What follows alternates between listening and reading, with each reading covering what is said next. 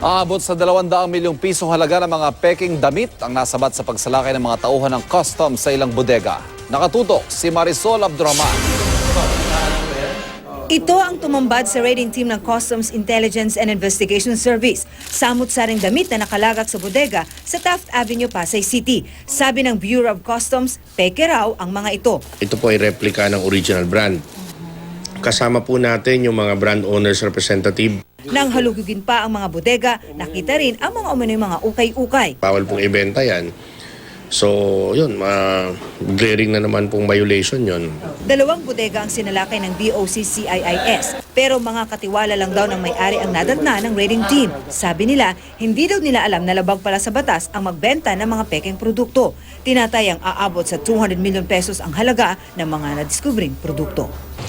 Pinag-aaralan na raw ng Bureau of Customs sa mga reklamong pwedeng isampa sa may-ari ng mga nasabing produkto. Gayon din ang may-ari ng bodega. Patuloy naman silang umaapila sa publiko na wag na wag tatangkilikin ang mga pekeng produkto.